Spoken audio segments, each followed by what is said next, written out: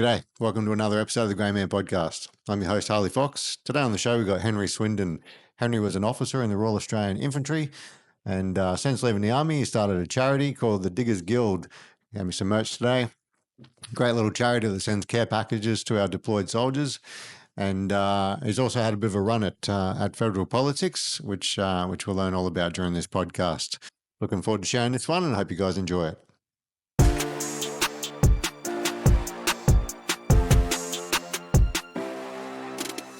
All right, Henry, thanks for being here. Thanks for having me. No worries. So yeah, excited to talk to you today. Got some stories about an officer joining politics and your discharge from the army. I'm kind of interested in as well. Mm-hmm. So let's get into it. Where'd you grow up? I grew up in Brizzy, Yeah, just near here on the north side of Brizzy, and then I now live on the south side, but. Similar. I know. I used to make so many jokes about it, and then all of a sudden I'm a South Sider. So, yeah. I think I was making jokes yesterday about some mates of the South Side. But it's funny. Like a lot of people from Brizzy and just Queensland in general join the army. So I wasn't alone. It was funny though. Like I joined the army after school, obviously straight after school. But I kind of always knew that I wanted to be in the army. And away I went. Because you're on the north side seeing dudes in cams walking around the... No, mate, I didn't even know we had a base in Brisbane. Which is funny because now you see them everywhere. But yeah. What do they call that? The reticular activating system where once you've seen one, you can't stop seeing it? Yeah, that's it. No, I joined I'm going to hate... There's a lot of people. Sorry, I should probably mute my phone. Should I restart? A lot of people are going to make fun of me, but I was actually in the Air Force Cadets. Oh yeah. I think that's kind of what got me into the military. It was really fun going outfield and quick stuff. and easy to admit that. Yeah, I know. Well, just get smashed for it. So what made you join the army, not the Air Force? Then I think it was mainly going outfield. Like I enjoyed. Camping as a kid, but also just being out bush. And you're like, what could make this better? No tents? Yeah, that's it. Yeah. I don't know. There was every time someone's asked me why'd you join the army, I try to stay away from the lame responses like, I want to serve my country or something like that. But truly, I can't answer it without saying that that's kind of why I wanted to. Yeah. I always love that fucking if not me, who, if not now, when. Yeah. Like I'm fully capable, keen, like why not? Yeah. And I got good enough scores in school to not be in the army and go and do something else. But like I wanted to have a job that was challenging and took me outfield, took me out bush. I'm really grateful that I did. I wouldn't ever, go back in time and change it. So that's a good sign that I did the right thing. Yeah, nice. Whereabouts did you grow up exactly? On north side in Clayfield. So my parents were divorced when I was 3. So I was born in Victoria. Did like 1 or 2 years, I can't actually remember, in New South Wales as a little kid, and then my mum brought us up here because my grandparents were obviously here, and we kind of needed a little bit more support. Yeah. She's a single mum, worked really hard, so we spent a lot of time with my grandparents as well. Yeah. My cousins, Fig Tree Pocket and Oxley or Corinda. So that was really good. Like we had a really close family in Brizzy, and Clayfield's not really in the sticks. What? Do a lot of camping and stuff, or? Yeah, we did as much as we could. We also went to the beach a lot, but in general, I think the camping part, like being out bush, came from my granddad. Like going fishing, going to the beach as much as I can with him, going on walks and stuff. So it's really outdoorsy. Yeah, as much as I could. I think our whole family is pretty outdoorsy. Yeah. But then it all, as soon as I could go hunting or something like that. You did? I did, yeah. Yeah. And what'd you hunt? Rabbits. So my godfather's property has hares and rabbits out there. So what'd you use? Rifle? Just a 22. Yeah. I think the first time was a shotgun, and it was like way too loud for me. So just stuck to the 22. Yeah, yeah. Blow your shoulder out. Yeah, but yeah, and then the Air Force cadets was good. Like that was kind of going out and doing a bit of gliding every so often, or doing kind of like I wouldn't call them survival exercises, but it was kind of like a fend for yourself type. Write your own 5-star rating on a hotel. Yeah, pretty much. Yeah, there's a lot of stick there. Hey, like the Air Force cadets, they get a tough rap, but they're not bad. I mean, they're good. Yeah. They know how to put a complaint through. Yeah, that's it. Yeah. My eggs were cold. Cool. Well, how do you even fucking get into cadets? Mate, so many people do cadets, but I've literally never seen any sort of place or advertisement or. It was so strange. So yeah, Cooperoo was where I went, and the reason I got into it was because there was a family friend who, I think he did Army cadets or something like that for school. Like his school had Army cadets mandatory or something like that. Yeah. So I thought, that sounds pretty cool. And I looked up back in the day, tried to look up Air Force cadets, and their website must have just been terrible back in the day. So I found this one. There was 215 Squadron in Cooperoo, and I was like, that's not that far. Kind of naive to how big Brisbane actually is when you're going through afternoon traffic. Mm-hmm. And my granddad was the one that would drive me most days. So he'd pick me up from school and drive me there. And gosh, like the drive is like an hour from Brizzy, centre of Brizzy. Crossing over, yeah. Particularly when we didn't have all the tolls and stuff. So it's pretty funny. But the Air Force cadets was like in Cooperoo State High School, I think it was. And it was just a pretty basic setup. We're all in our little blue uniforms or cam uniforms each Monday night, I think it was. But yeah, it was funny. Like, I guess the reason I liked it was because it was an extracurricular activity that wasn't, just footy or something, which is what I usually did. But it was teaching you things. So it was teaching you, the basics of aircraft, the basics of flight, or the basics of field craft in general. And as I said, the field craft part is kind of what drew me towards the Army rather than the Air Force. Yeah. Spend a bit of time out at Amberley and stuff, and you do like your courses, like your promotion courses and things like that. And they try and. What rank did you get up to? I can't remember. I think it was like the version of a cadet warrant officer or something. They're all made up. The funniest part is like when you see these kids in cadets, they're so serious and take it all so seriously. It's like just chill until they get to until they get to Kapuka or something. Yeah. And they're like, but that's so like that's the thing is the reason that I'm generally not admitting that I did cadets is because at ADFA and Duntroon and Kapuka and whatnot, you just do not mention that you're a cadet. It's just the quickest way to get a boot. Yeah. Anyone who do cadets, wouldn't it? Yeah. Yeah, that's it. Yeah. Cool. Yeah. So, what school did you go to over there? Grammar, just in the city. So, it was EJ and then grammar. Yeah. And you went straight from school into ADFA? Yeah. So, I actually had appendicitis like 2 days before I was meant to be in the Army. They told me that I wasn't going to join because I was in hospital. And then, I remember like I was meant to turn up at the ceremony that I think was at a city hall or something like that. And I had been driving down to the beach before I got my appendicitis and it like pretty much burst. And so I didn't have a suit or anything like that. And Mum's like, oh, shit. I went to Lowe's and got some crappy suit. Put it on me. It was way too big. And I was a late developer. I was like a late bloomer. And I was a pretty small kid. So... yeah, I looked like a 12-year-old in like a ill-fitting suit. Your dad's suit. It was pretty bad. And then, away I went to ADFA. But ADFA straight after school, then you do 3 years there, then Duntroon. Yeah. And then you're off. Yeah. So GSO? Yep. Yeah, always, I guess. Cool. How was ADFA? What did you study? It was pretty good. I just did arts, Bachelor of Arts in History and English. So it was...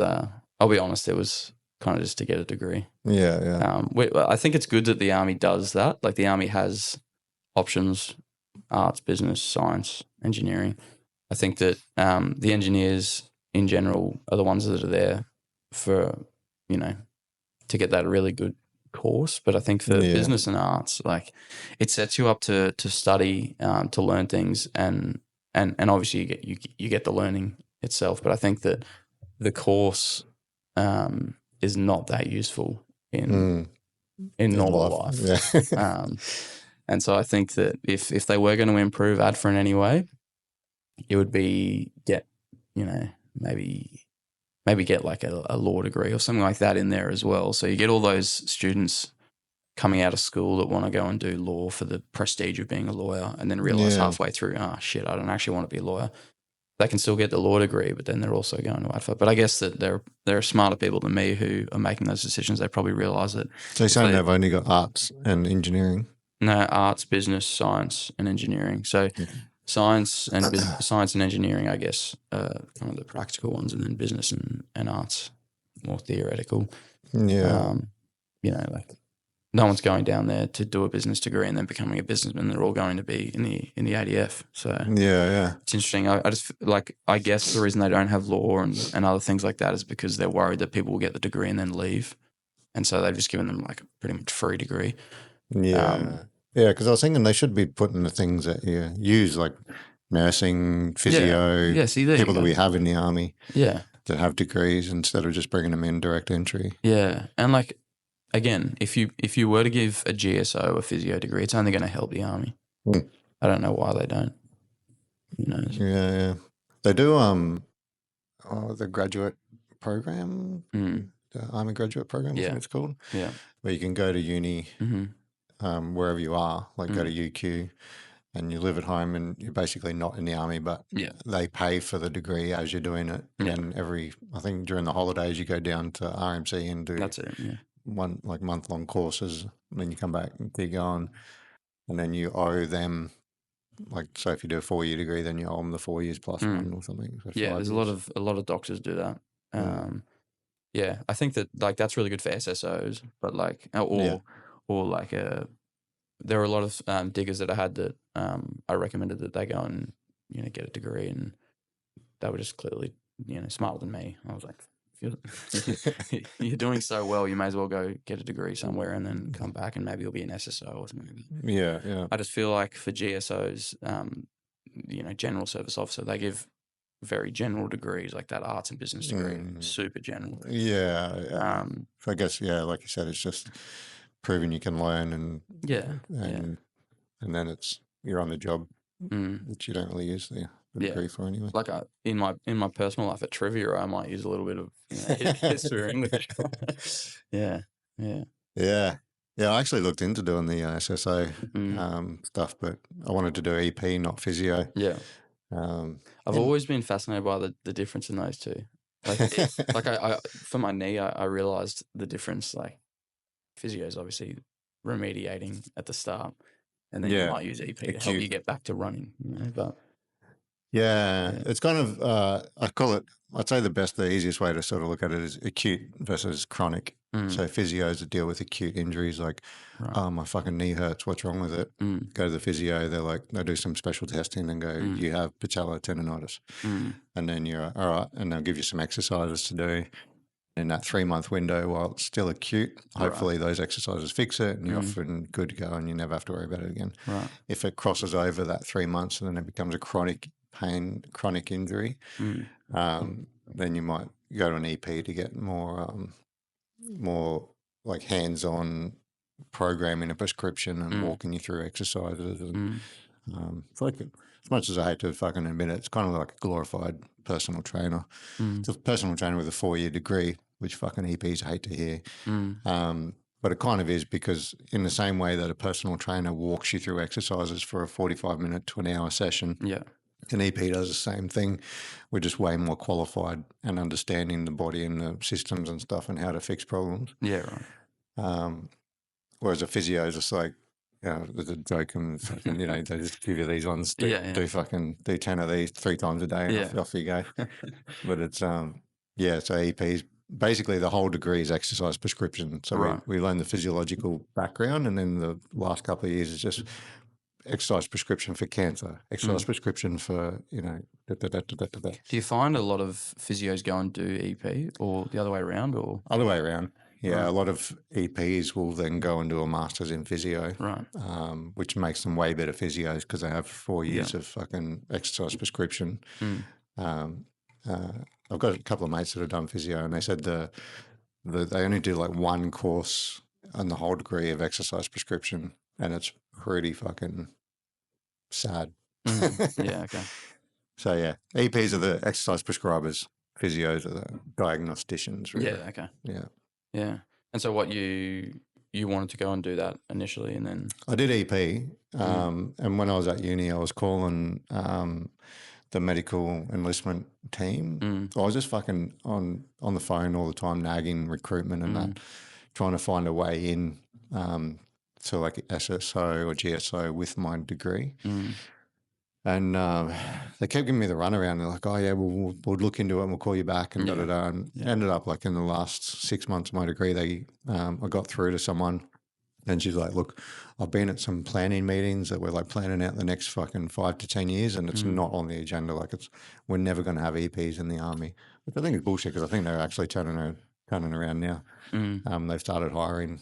Like there's one on base that they've hired.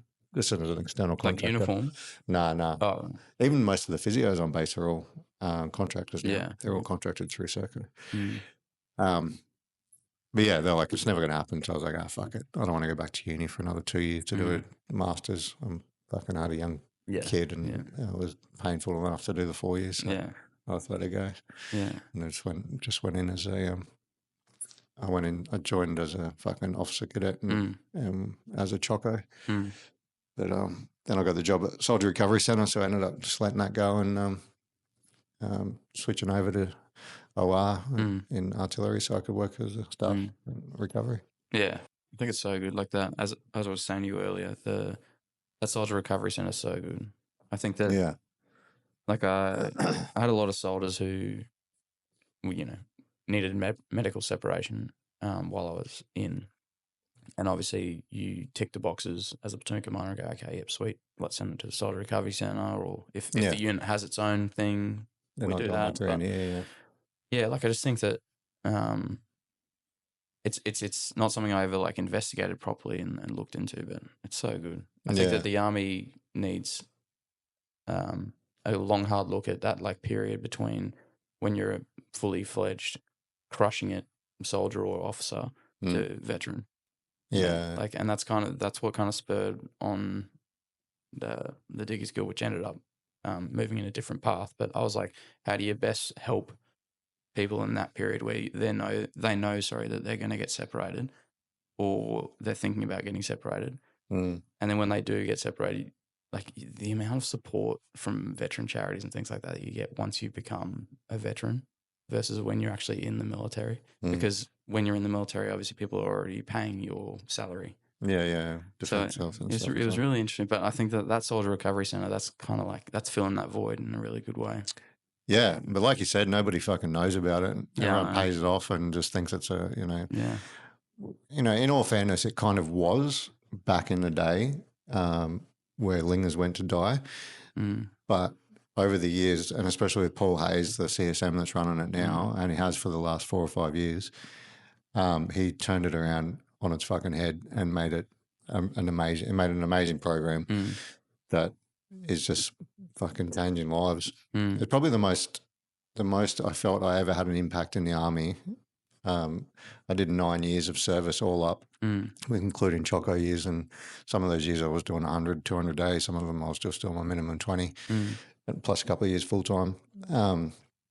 And in my whole time in service, I felt like the biggest impact I ever had was when I was working at Soldier Recovery. Yeah, just mentoring and helping young soldiers, be the best versions of themselves mentally and physically, and just having the feeling that I was having an impact and doing some good. Do you reckon like the soldiers that come out of it, so not the ones that are transitioning out of the ADF, but the ones that are going back to their units, like you kind of need your success stories to champion it and say, hey, get around the Soldier Recovery Centre, this is what they did for me. And Yeah, well, it does kind of work that way because you'll get a CO that's never heard of you, and they'll get some soldiers on and they'll come down and watch the presentations at the end and they'll be like, holy shit, like this is fucking effective. You need to go back and start telling all the other boys how good it was and give a little soldiers 5 on what you did here. And then but they'll post out and you'll get someone post in from Darwin and then it'll never be spoken of again. Yeah. So it works for the short time that the tourists are around. Yeah, fair enough. But yeah, it's not. There's no long-standing. Like you get an OC or a CO that will just start fucking churning people through. You might get 7 people from the unit every course because they just love it. Yeah. But yeah, as soon as they leave, then all of a sudden you get no one from there anymore. And you're like, what's going on? Yeah. It's so underutilized as well. Like at return to work, I was always on the return to work team. Yeah. And we got capacity for 25 members each course. And some of the courses, I think the lowest one we had was 6 members. And it's like such an underutilized resource. And like, yeah, you said it earlier, it's like a place that people think it's where lingers go to die, but it really wasn't. It was and I got a little bit of stick because I was an officer going there, and I feel like not many junior officers go there, but like I think that it doesn't go up to major or something like that is like kind of there is a had a major, but captain, we had a few captains. Yeah. But I think we did it was open to anybody. We had an RSM, a couple of RSMs come through. Yeah, yeah. I just feel like it shouldn't really be rank capped because regardless of what rank you are, you're going to need that time. I don't think it is, but you're not going to get a CO in there. No, you would. You wouldn't, but like you do need that like that third place outside of your work. You know, like it felt good to drive in and know that I didn't have to put up with day-to-day nonsense. I just had to focus on myself, which sounds really selfish, but that's kind of what the soldiers that are either returning to work or getting out of the military need to do. They need to start focusing on themselves first. Yeah. Yeah, 100%.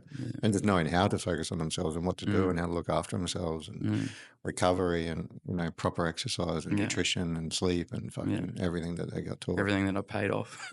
Everything that you paid off. A lot of people pay off, yeah. Yeah, fucking oath. Yeah. Well, like you're saying, from the most elite soldier, when you come in and you're gung ho and running hot, what are you thinking about, that sort of stuff? Or all you're thinking about is smash and piss and fucking and putting rounds down range or whatever. But as soon as something falls off, a wheel falls off of that wagon, and then you're like, fucking I'm a little bit sad now. Yeah, exactly. Like the thing that I was telling you before the podcast started, but like the adjustment that everyone goes through, I think is eye-opening to a lot of people who think they're crushing it, and then they realize that they're going to get kicked out. Well, not kicked out, but medically separated from the military. It can be tough to adjust to.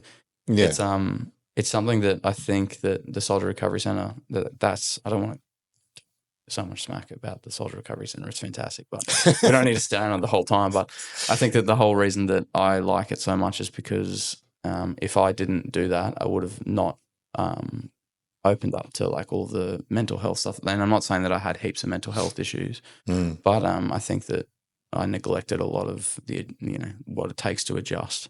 Yeah. If you're working 9 to 5 in an office or a headquarters or going outfield when you shouldn't be going outfield, and then not thinking about your mental health, but then when you get all those guest lecturers coming into the Soldier Recovery Centre talking about their experiences, it does help put it into perspective and make you realise like, shit, I need to start focusing on this stuff. Yeah, 100%. Take it seriously. Yeah, guys come in there with thinking that they're 100% good to go, and then just sitting with those feelings and taking their foot off the pedal and listening to those lectures, and then they're like, oh shit, actually, it's ringing very, very true. Like the sleep one. Yeah. That one's in like the sleep lecture that they talk about REM. The psychologist one. Yeah, geez Louise, I was paying that off. Yeah. Yeah, and a lot of it you start to go, oh yeah, fuck, that's me. Yeah. I remember I used to run the pain presentations. I don't know if you remember sitting through that. But you get a lot of people going, I felt like you were talking directly to me. Like everything was so fucking true. Yeah. Like, if my injury hasn't changed overnight, why does it hurt more today than it did yesterday? Yeah. And you're like, and then it all starts clicking in like, Yeah. oh yeah, the sleep, the fucking stress, the anxiety, Yeah. all the things that contribute. That's it. Yeah. But yeah, anyway, it's a Yeah. good spot. As I say, yeah. Need But, more of it. Yeah. yeah. It should be fucking compulsory. It should be standard It should instead be. of being something that you have to I beg and plead fucking soldiers to come to. 100% agree. I think that you would get fewer people leaving the military, you know, with problems. If they knew how to look after themselves. And also people returning to work. Like if the stigma around, you know, the lingers, it's never going to leave. Like, but you know, if we quell that a little bit, then I think that people will be able to go there, feel happy about going there, and then go back to their units and still feel good. Yeah. Yeah, well, that's a fucking problem too. No one wants to be. You leave your unit for 8 weeks to look after yourself, and you are. I honestly reckon that like the whole linger thing, like that still sits with me. Like it's truly a part of being in the ADF. Like it's trying to not be a linger. Feels like you were feeling like you were. Oh, like the whole time that I was getting medically separated, I thought I was a linger.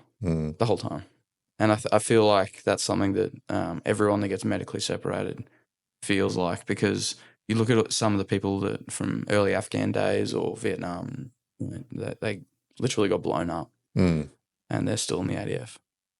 And then I'm there with like a knee injury getting booted, and I'm like, I feel like a linger. But I guess that's something you got to get away from. And in general, being a malingerer is like it's the word malingerer means that you've pretty much self-inflicted that injury to avoid service, right? And I was trying everything I could to stay in the ADF. So that's a fucking issue with the system now as well. There's somebody who get like a fixable injury. Yeah. And they're like, fucking too much risk. Yeah. Yeah. Well, that's I feel like that's like, I know it's not what happened to me, but I'll get into it later, I'm sure. But with my knee injury, I honestly think that if I got a knee replacement, I could still serve. But it's just at the point now where I feel like the risk is not there the risk isn't appetizing to the ADF, but also to me as well. Like they know full well that I could still run on this thing, but I'll be gone for the next 2 days. Or if I did get the replacement, I'd probably be okay. But then, you know, it might go again, it might dislocate again, and then the risk is once again heightened. So I don't know. I feel like they're going to your point of there are things that they can fix and manage and then deal with. Yes, but they're risk adverse in general.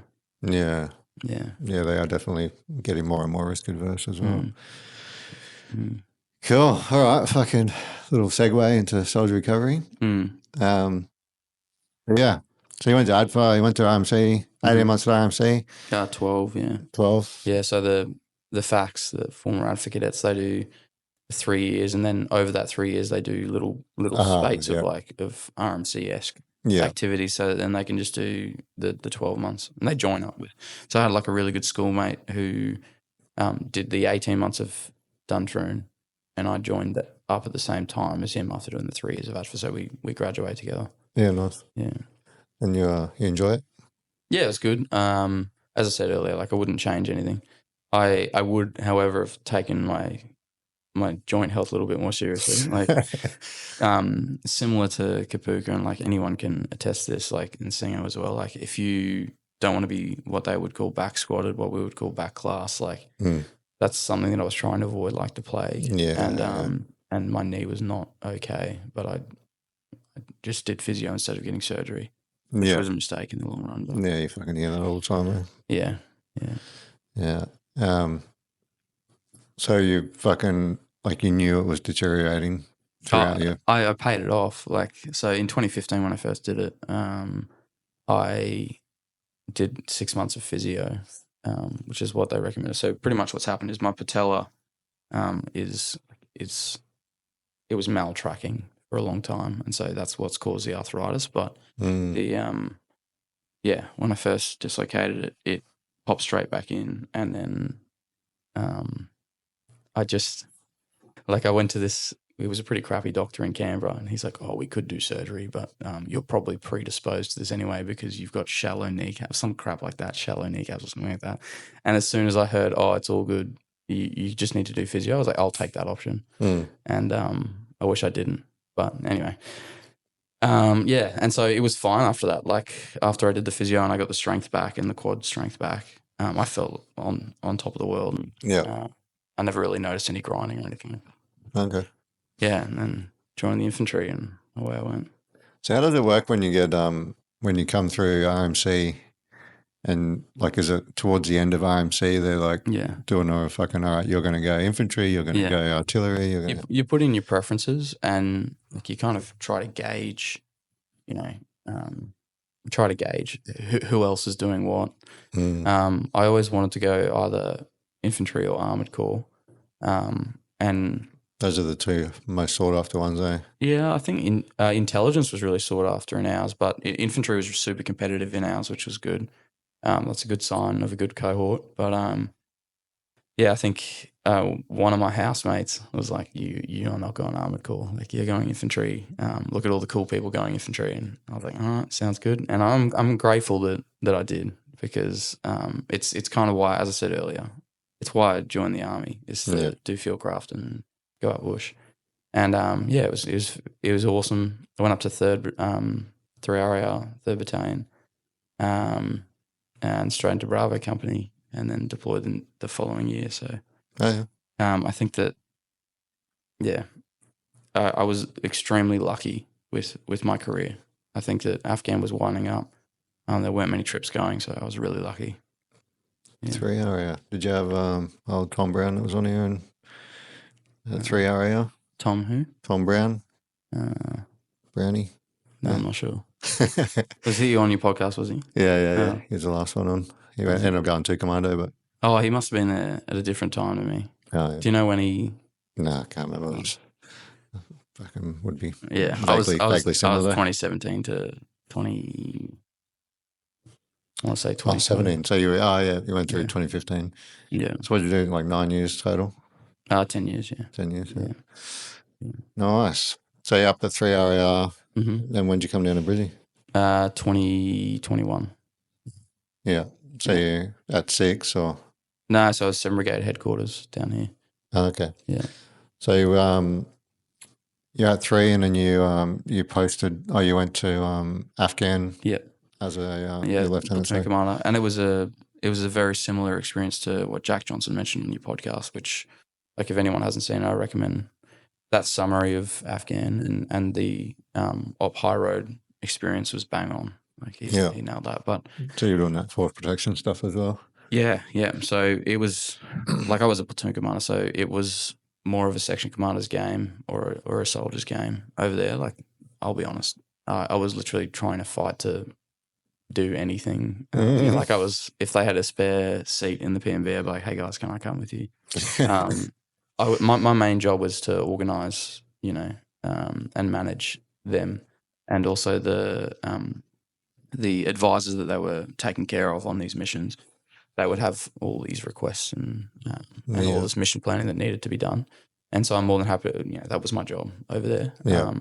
But I think that there were only 2 or 3 major platoon tasks where I got to properly, be a platoon commander on the ground, which was really good. And they're probably the highlights of that trip for me. But I think that, in general, it was a section commander's game. They were every single morning, doing another task. Yeah. Yeah. Was there ever any regret joining the O's when you sound like you were, fucking interested in bushcraft and getting amongst it, and did you ever feel like you should have joined as one of the boys instead of? Like I guess, and I feel like I mean, like I'd be happy with either. I think there are perks of both, and I think that I would never say no to trying to be like if I had a son or a daughter who wanted to be in the infantry, I'd say do either. I guess that like being I was mortar platoon after Afghan, and that gave me like really good experience leading that platoon, and I wouldn't ever say that being the mortar platoon commander, for example, was worse than being a mortarman. You're still doing the job, but you're also taking on all the risk of, OIC responsible and firing rounds on the trace and making sure that you don't kill anyone. But in Afghan, definitely. Like in Afghan, there were times where I was like, geez, I wish I was a sick. And I could just lead eight people, but that's life. I feel like I had like this little, what would I have been, like 22 or 23, but I was pimples all over my face, like dealing with men who were clearly better leaders than me, and they had to call me sir, But in reality, they're the people that were leading the platoon. And then I had this platoon sergeant, Steve Court. I'll shout him out, but he's still in. But he was without a doubt the leader of that platoon, and I was kind of just like the little mascot. But it's such a good. So what should we do, Steve? Like he would always, behind closed doors, give me advice and stuff. But then in front of the platoon, I'd be making the decisions. But that relationship between platoon commander and platoon sergeant, that needs to be like emulated everywhere in life, because you need to give young people a mentor that's more than happy to kind of let them have the highlights and the the spotlight, but then give them advice behind closed doors. I feel like that's something that the Army does really well. Yeah, nice. So, what were the three highlights that you were talking about? Oh, so one was it was just before I went on Rockall, and it was like we went to this graveyard, and it was for this advisor who wanted to go to the Anglo-Afghan War Memorial. And there were all these, so back in the day in Kabul, when the British were fighting in Kabul, I'm talking Redcoat days, they took a lot of casualties there, and they had a few VC winners and whatnot. So this British person and this Australian advisor wanted to go to this war memorial in the middle of Kabul. And I remember getting there, and we'd done all this planning and stuff, and then this digger's just like got an HK that we hadn't zeroed. So like he just wanted to have the marksman rifle. But Cordy, my platoon sergeant, was like looking up and around, and he's like, geez, this is like a proper bowl of death. We're in a graveyard, which is a walled graveyard in Kabul, and then there's just these houses, these apartments that are clearly abandoned, just looking straight into it. And then across the way, there's this like this sandy hill where there are all these people just gradually turning up and coming to look at us. So from the 45 minutes that we were there, we were just doing the recon. I didn't actually get to do because I went on Rockall, I didn't actually get to do the mission. Cordy led that one. But when I was there, we were like, this is so not worth it. It's so not worth them all coming here, seeing us getting our TTPs, which is tactics, techniques, and procedures. You have to flash it on the thing. Who doesn't know our acronyms, but they got to see our TTPs. And Rockall is your leave period too. Oh yeah. They got to see like how we got on the ground, what we were doing, how many people we were bringing a week before we then did the actual mission. And so I was saying to Cordy before I left, I was like, this is just so dodgy. Like the risk of seeing these war graves for this juice is not worth the squeeze. Not at all. But anyway, it was a highlight because, like that was the first time I felt like the hair go up on the back of my neck and realize like, oh shit, there is actually an enemy here. And you always get told in training, like, the enemy has a say or whatnot. But when you're seeing a civilian population en masse and like... Yeah. That's what you see on the movies when like start swarming in. You start to realize like, goodness, it's real. Like the I don't know. You see all these. We would see all these IEDs go. Not personally like eye on eye, but they had these blimps in Kabul that could like look down and you could see. Excuse me. You could see, IEDs might have happened, and then a crowd of masses, and then a second one would go off, something like that. And we'd similar to what Jack mentioned on his podcast, but we'd have to be on the lookout, and the intelligence officer would tell the secos like, it's looking for a white car with this number plate, a white Corolla, fuck it. Yeah, but that type of stuff, like you kind of pay it off until you start to feel threatened by the crowds forming, and then you're like, oh shit, this is really not worth it. Yeah. So that was the first one. The second one was at a city gate where we did this planning to drive them out, and then the advisor that we had in the Kabul Garrison Command needed to like assess the city gate in Kabul, and so he was a good bloke, but we drove him out. It's like 20 something people. I actually got to bring one of the clerks from the headquarters. He was like a former armoured corps clerk. He was a really good bloke. He was a powerlifter, a massive dude. Yeah. But because he had celiac disease, he couldn't be in the armoured corps anymore. But he was PMV qualified, so we took him out that mission in the PMV, and so like he got to go out and about. And while he was telling people he was in Afghanistan, like he didn't get to go on many missions. So yeah, that was kind of cool that we got him out and about. But yeah, the highlight that time was different because we had the whole platoon on the ground. Yeah, that was a really good day. And then pretty war doggy. It just felt like we were actually doing something. Yeah. Yeah. And like, you can't really compare what we did to, early Afghan days. They were actually going out and going on patrol and getting in fights, but we were doing guardian angel stuff, so slightly different. Yeah. And what was the third one? Third one was a weird one. It was a vehicle-borne IED, a VPID, went off in a Dutch convoy. But the weird part about it was that we had driven to Karga from HKIA, and then we were meant to leave the area on Route Orange like before the Dutch had left.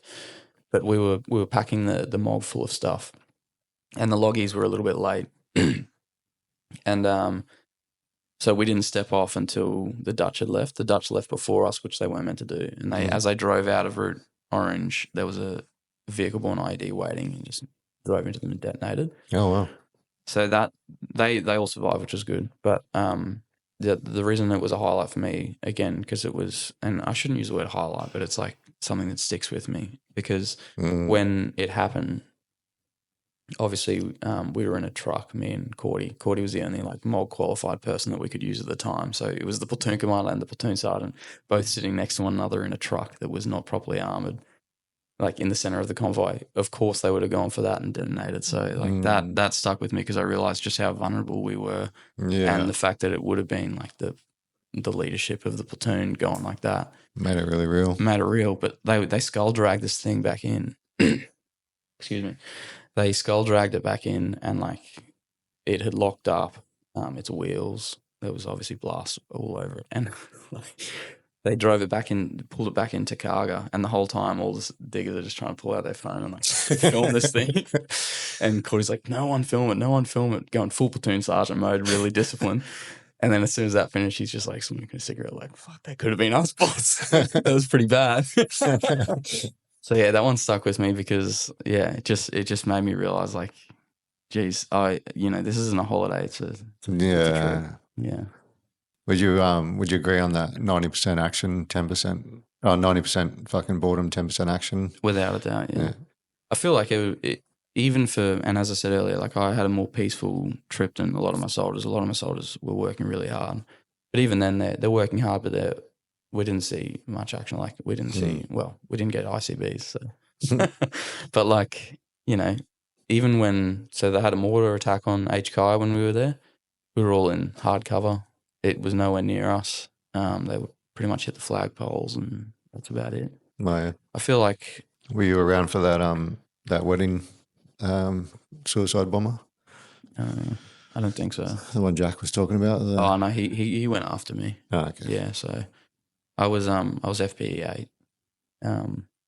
Now the only wedding thing we saw was they would just fire their rifles at wedding nights and you just see them go. Yeah. No, we didn't have anything crazy happen that warranted, the 90%, 10% thing. I would say yes, but obviously the 10% for us is just like a hair-raising event. Because as he mentioned, ducking and dodging bullets. Yeah, exactly. Like as he mentioned in his podcast, if something was to happen, it would be like catastrophic. It would be a green on blue or something. Yeah. Yeah. Which they had a few times. Mm. Cool. So you did 6 months over there? Yeah. Where'd you go for your For Rockall, that leave, I did Italy, UK, and then like did a Kentucky back to pretty good. Nice. Yeah, it's the way to do it. Like, While you're up there. yeah, a lot of my soldiers had kids and family. Like they wanted to go back and see them or bring them over, but I was a single bloke. So Oh yeah, nice. yeah, Cool. So you got back and then you went Mortars up in yeah.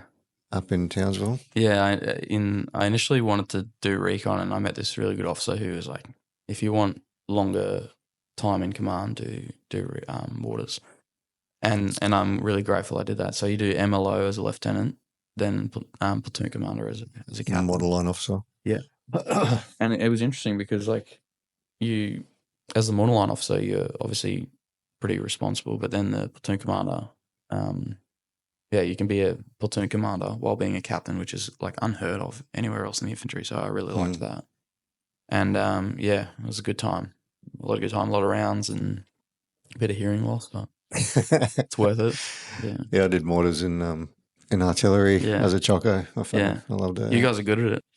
I used to make fun of the mortar chocos, but like you guys are pretty good. Yeah. Artillery doesn't fuck around, you know. No. It's so regimented. The amount of times I say hello to an artilleryman and then they find out that I'm mortars and they just make fun of me. It's like, what's with that? We're meant to be friends. I really enjoyed mortars. Yeah, so good. Yeah, fucking hell, they're loud. Yeah. I remember the first time we bedded in and I was laying on my guts. Yeah. Holding the base plate. Fucking hell, it rocked me to my core. Yeah. I was like, I didn't know what to expect, how loud it was going to be, what the blast was going to be like. I'm like, surely it won't be too bad. And it's like, those. Yeah. Fucking hell. It's crazy. Like so I'm not sure what they do with you guys, but for us, when we go to our officer NCO or mortars, the officers won't be qualified in mortar basic. So in order to kind of help out, I was at 3RA, I was learning as much as I could from the soldiers. I was like, can you pretty much run me through like a crash action mortar basic so I can learn, the bare minimum before I go on this course? Because like that's something I feel like the Army doesn't do well, is just teach officers how to do the digger stuff first. But yeah, jumping on the base plate, that type of stuff, I didn't know how to do any of that. So I'm like, right in the base plate. No, I didn't know how to do any of it. So I just looked like the biggest numpty. Yeah. But did you surely had hearing pro or not for it? Yeah, for sure. But it's the shock. It's always went. Yeah, just the shock through your body. Yeah. And like it was still loud. I always went single hearing pro because. Oh, you were on single. Who's got the time to roll up their thing? They're like fucking. Yeah. They're like fire mission battery, and you're like fucking, hey, 1 minute. Well, these ones where you like move the peltors like that and you start talking to something. Oh. Yeah, that's not good. Yeah. No, it was good fun. Did you ever do MFC or anything like that? MFC? The observer. Were you ever an observer? No. Actually, when I don't think I could. I was on like FOs had their own ECN. I thought about fucking crossing over, but I did one field trip with 511 battery, and we got back from that field trip, and then they go, "Oh, just so you guys know, this is going to be our last live fire because we're giving the mortars to 2549. We're giving the mortars to infantry. Right. Cocos. Artillery is no longer in charge of mortars. Really? So any mortar operators, you guys are going to fucking have to find another ECN. Yeah. I was like, you motherfuckers. And then I'm colourblind, so the other stuff I couldn't do. FO, UAV, and There was one other one, and all three of them you needed to not be colourblind. Yeah. So I was fucked. It's a weird one, isn't it? Colourblindness, like it's a, like are you red green or what is it? Red green. Yeah. Yeah, it's like it's pretty important, obviously, to be able to see colours. For let's say, what would be a good one, like snipers or something like that. But yeah, I feel like for you, like you'd be able to tell a red and green light off, surely. Light. Like if you see a red light and a green light, can you tell the difference or not? No. Jeez. No, okay. That's the problem. Yeah. So I thought it was always bullshit as well. They do this fucking. I guess if you pass the Ishihara test, the fucking numbered dots thing, then you're good to go. But if you fail it, then you go on and you do further testing. And one of them is like this little black box that has little dots, two little dots, and there's red, white, and green, and it will just flash up randomly, and you have to say like red, green, red, white, red, and that's like the most obvious indicator that you got no fucking clue what you're looking at. Yeah. I got 0 out of 20 for that. So what happened then? Like once you had to change ECNs, what'd you do? I went and fucking got a job somewhere else. I went to a soldier recovery centre and just started working there full time. Yeah, fair enough. And then fucking how do you deal with this then? Artillery still had to pay me. How do I do what? Like all the different coloured lights on that, surely. I don't know what they fucking mean.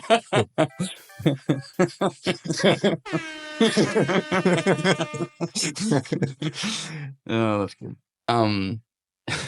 Yeah, like the DFR and in general trying to find ways to, not let people core transfer or not let people join the army in general.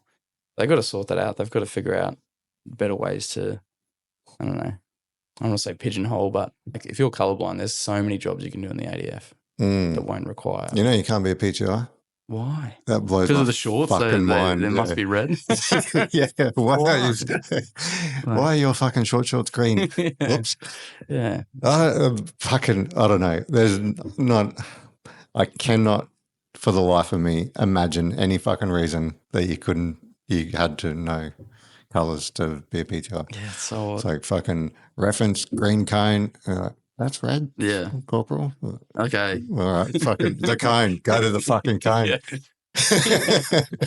That's ridiculous. Yeah. They've got to sort that out. Like there's. Yeah. So I looked and they've got direct entry PTI in the Air Force now. You just need a degree in exercise physiology or exercise science, which I have. And I was like, oh, that might be a fucking cool job. So I looked into it. And I'll be colourblind. You motherfuckers. So, but when you first joined the army, they knew you were colourblind, right?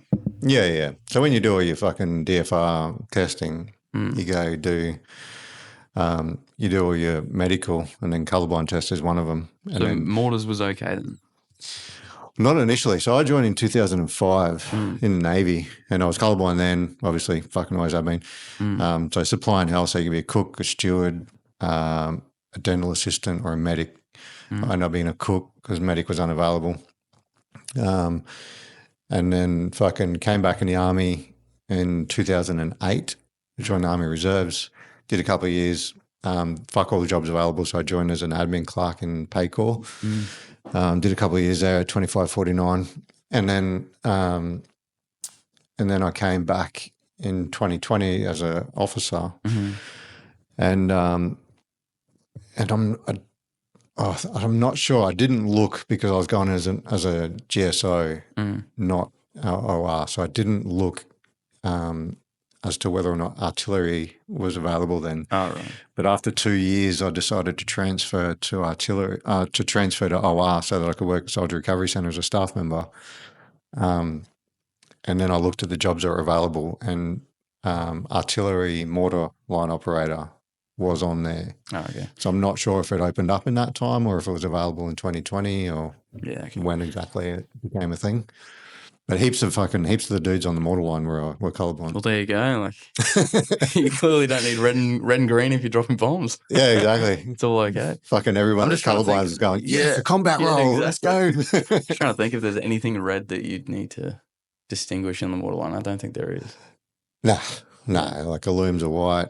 Fucking, HE's obviously green. Yeah, HE's green. Blue ones are Blues are cracks. Yeah. What else have you got? And that's it. Yeah, that's it. Yeah. Mm. That's fucking. It's a good gig, I think. Oh, did obviously with in artillery, you still have to do all call combat. And I remember I was doing 600-meter shoot, and fucking the targets were dropping after every shot and coming back up. And fucking everyone around me is going, oh, you know, my grouping's really good. Like, I fucking got that shot here and that shot there. And I'm like, fucking got to the end of it. And I'm like, how do you cunts know that? Yeah. I'm like, I can't fucking see what's happened 600 meters. Like, I can't see the fucking hole 600 meters away. And they're like, no, every time it dropped down, when it came back up, there was a big red dot. On, like someone had fucking put a sticker on where you hit. I'm like, oh, I never saw any. Wow. I never saw any dots. Yeah. Bloody hell. Were you a pretty good shot? Yeah. I was pretty good. Yeah. Don't need colorblind. Sorry, you can be colorblind and still be a good shooter. Yeah. Fucking, you know, color's got nothing to do with accuracy. Yeah. But yeah, I think that that's another thing that you like. Going back to your question of would I ever have wanted to be a soldier? Like, it's that type of stuff. Like, just going instead of organising the ranges, just shooting as much as I could would have been good. Yeah. You fucking love it when the platoon sergeant comes in. He's like, all right, boys, we've got fucking 600 rounds left. Fill up. You're like, yes. Yeah, that's when I was envious. Like the mortar ranges as well. Like I'm organising them, but I don't get to drop any bombs. I'm like, fuck. Did you do any or just on the course? Yeah, I did. But yeah, I because I wasn't qualified in mortar basic, I had to be supervised the whole time. Oh, yeah. Yeah. Tough. Yeah, nice. So what'd you do? Did you you didn't deploy or do anything with mortars? No, we were a weird transition period between light, so just like normal mortars and mech mortars. So they brought back we were actually the first, even though they happened a while ago, but they brought the mortar APC back in. So our platoon was in charge of, getting that ready to go. And so we fired the first ones like, I want to say it was 2019 or maybe 2020, but yeah, it was pretty good. We realised very quickly that we'd forgotten a lot of the knowledge of how to fire a mortar out of the back of a bucket. Yeah, right. So you just had it sitting on the back? Yeah, so they reinforced the base plate of just a normal APC, and then instead of the troop carrier seats in the back of an APC, it was just an open top with a mortar out the back. Yeah, right. Just shooting out the top. But the intent was always that you could drive right behind an infantry company and be just like one bound behind them and be able to fire, because obviously if we were dismounted, it would have taken too long to set up and everything. But there were a few things that we realised very quickly that were not going to be possible. Like, it was never going to be perfectly accurate. Mortars never are. But yeah, when we realised that they were going to get new IFVs, we were like, well, you need a mortar variant because this isn't sustainable. Yeah. How long did you do there? 2 years. 2 years mortars, I think, total. Yeah, right. So when you're an officer in the infantry, you start off at a company, and then, like, same as the diggers, you sort of look for a specialty, or look to join one of the specialty platoons. I get what you mean. Kind of. Like, you don't have to do a support company course, but it's obviously sought after. Like, you want to get as much experience as you can. So, I, as I said, was looking at recon, and then I'm glad that I got mortars. But yeah, so you do in general. Back in the day, I'm not sure if it's the same anymore, but in general, you do your 2 years max in a rifle company, and then you get somewhere else. Yeah. Generally, you're looking at 3 years total as a lieutenant, and then promoting. Yeah. And that's what you did. Yeah. Captain. But I was lucky enough to promote inside of mortars. Yeah. Nice. And then you came down here. Why'd you it was 7 Brigade, just your next posting?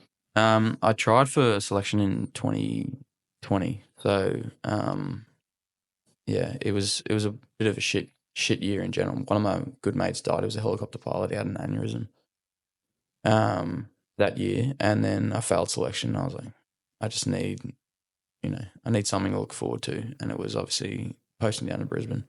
So it was obviously better to be closer to family and friends then, but also it was a step in the right direction. You know, I'm still going towards a command stream of leadership. Of being an officer. So I was a headquarters staff officer. Yeah. Which is a good posting. And I was going to train for selection again, and then I buggered my knee up. So yeah, I guess that's kind of why, you know, how I was talking about the Linger thing before. I think that that's another reason why, is because, you know, a lot of my friends had made their way to the SAS or to Commando or something like that, and I always thought that I was going to try again, and then it became impossible. So. Does it work the same for officers? Very similar. So you still do the exact same selection course. They do a few different things on the selection course, and then you do your reinforcement cycle. Yeah. So you go through as an officer. If you got picked up, you'd be an officer into Commando or SAS. Yeah. Yeah. Okay. Yeah. So in general, I can't speak for it because I wasn't successful as I was. In general, I think they aim for people they want you to have a little bit of experience. You couldn't join straight away as a lieutenant without any experience. Yeah. And with a lot of infantry officers doing that. Yeah, a lot. I think that our biggest skill drain isn't discharge, it's SAS or 2 Commando. Yeah. So a lot of talent goes there, which is good. Like, I think it's good. Yeah. That's what Jack was saying about recon as well. Yeah. Losing all the best boys to special. It would be cool to see more come back to the RAR. Just as like a 6 month, they can have a bit of a rest, but also they could just like impart some of their coolness on the RAR, because everyone looks up to them. And yeah, I feel like that would be a good way to... Once they're gone, they're gone. Yeah, exactly. But it'd be cool to see them come back, you know, train them, upskill the guys on a few different things, and then disappear again. That would make people want to join the SS even more. Yeah, for sure. Cool. Yeah. Some bearded fucking hero walks in and... Yeah, I remember one area I had an SAS guy there teaching the combat shooting for a while. That was pretty cool. Like, all the diggers got to talk to him and learn a few things. Yeah. They all froth it, eh? Yeah. Remember we had a dude from CERT on my teaching us how grenades when we were doing combat. And everyone fucking loved him. Oh, tell us about this. Yeah, exactly. Yeah. I feel like it's like I was trying to explain it to my sister on why I wanted to try and be in the Special Forces, even though I sucked in the first selection that I went on. But I guess it's like if you are a doctor and you really want to be a neurosurgeon, or you really look up to a neurosurgeon, they're at the peak of their field, and that's kind of, you know, as just a grunt, that's what you're looking forward to. That's what you want to work on. Yeah. You don't just want to be a fucking GP. Yeah. Well, like, and there are people that are really good GPs. Yeah. Exactly. And there are a few infantry officers who they said outright they didn't want to be in the SAS, but they're just bloody good infantry officers. I guess I was just overly ambitious and obviously wasn't ready. So nothing wrong with that. Yeah. How far did you get through? Not long at all, mate. So it was the COVID year. So it was like our course got postponed. 2020. The 20. Like the bad COVID. Yeah. So we had it got postponed, then it got brought. So it was meant to be in April, May. I can't remember when, but then they re-brought it up in October. So I'd been on the beers after that. After being told that it was off, started training again, still doing well. And then October we had 2 weeks of quarantine before selection, and then push-ups and squats in the room. Yeah, it was weird. Like, I was doing pack-ups and pack-downs, get ready for the march. I just wasn't ready. I lost a lot of fitness, and yeah, I have a good friend who's similar to me in that he recently went on selection and wasn't successful, and like the feeling of like being I don't want to say the word coward, but like you kind of feel like a coward when you withdraw it on request. It sucks. And yeah, it's something that, you know, I'm glad that I went through and that I felt, but I would definitely, if I could redo that part of my career again, I would have been far more prepared, I think. Yeah. That's kind of what they're fucking trying to do, though. Make you pull out. Yeah, That's really the whole of course point. they are, but yeah, of course they are. But I just feel like you put in, what was it? It was over 18 months of training because it got postponed. Yeah, it's a bit of a kick in the guts. Yeah, if you're gonna train that hard, you got to make it worth it. Was there any part in particular that made you pull out? It was failing the 20 clicker that did me. So Yeah. That's right at the start, eh? yeah, exactly. Yeah. I fucking I was actually talking about it with someone else. Oh, I think it was with Tom. I put it up on the screen, fucking, because I was saying that selection show, but it's been pulled off YouTube. The only way you can see it now is fucking watching some American Marine fucking comment on it. Really? Yeah. The what was it called? Search for Warriors or something. Yeah, Search for a Warrior. Yeah. It was on YouTube for a while. You could watch the whole thing. Yeah. It's been taken down, but you can still watch it. Like incomplete, because there's like a US Marine that has it on his videos. Oh, he's like a React channel. Yeah. Searching for a Warrior. Yeah. They aired that on the ABC or something, didn't they? Yeah. That was pretty good. But yeah, that I remember seeing that, watching that 20 clicker was fucking destroying a few people. It looked pretty brutal. Yeah, it was the weirdest part is I'd been training on roads the whole time in Townsville. And it's like a sandy track. Oh, fuck. So Calves. Advice for anyone that is going is train for Bindoon conditions. Don't train for whatever you're training Gold for. Coast Marathon. Yeah. Cool. So that was a bit of a kick in the guts for you. Yeah, it sucked. But yeah, I always had the intent to redo it. Yeah. And be better. But then what's the deal if you pull out? Well, generally it's there's like a rumor that you can't do it ever again if you withdraw it on request. I'm not sure if that's true or not, but because our year was so disrupted with the COVID and the two weeks of hotel quarantine and everything. That's better. Because it was so disrupted, they said that I could come back. And I think initially they wanted me to reapply for 2021 but I said that I was going to do it in 2022 to myself. Started preparing for that. And then in 2021, had a pretty good year. Went overseas to that Colorado trip again during COVID. So I had 2 weeks of hotel quarantine on their base hotel. And then did that trip and then, that training, and then came back. A guy got COVID that we were all kind of mates with, so then we had another 2 weeks there to be COVID negative, and then 2 weeks in Australia again. So a lot of hotel quarantine there. Started training in earnest, like at the end of that, and then I was playing a footy game. Are you okay? Ironically, it was an Are you okay day between 8-9 RIR and 6 RIR, and then I dislocated my knee again. Oh, fuck. I did my ACL, my MCL, and my PCL. Oh, shit. And then, and then that's not actually what booted me, though. What booted me is that when they did the scans and cut me open and whatnot, they found grade 4 arthritis. So it's effectively just like the worst.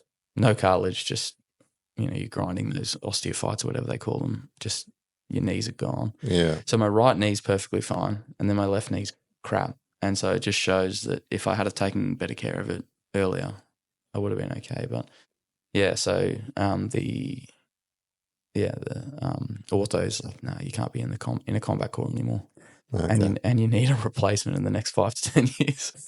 So that'll be a full knee replacement. But I've talked to him, and he said that I've just got to wear it out as much as I can and bear the pain as much as I can, because they've got a shelf life. So you'd know. If you do one now, you got to get it redone. And that's why they try and do them late. Yeah.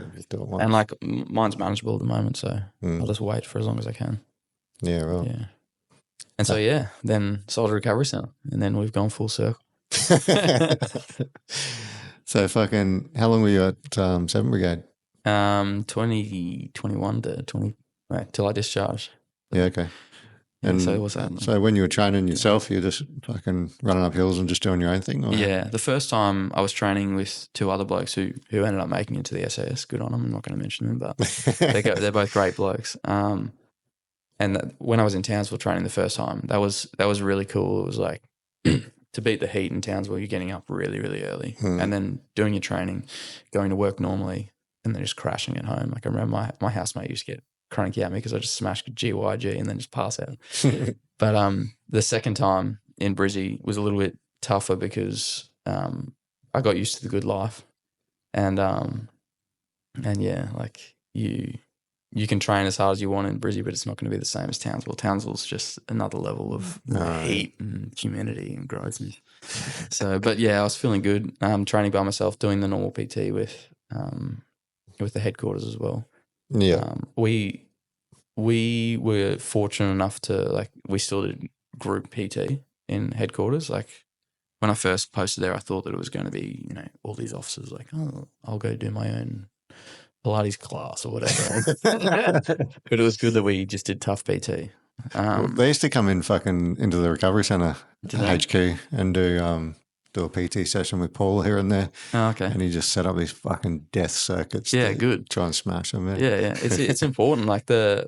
It's important that they work that HQ hard because I know that every digger listening to this podcast is going to make fun of me for saying this, but being in the HQ does suck. It's it's grinding on your mental health, and if you're not physically fit, that's just another thing you have to worry about. You're pulling shift work effectively for the commander to have his sleep.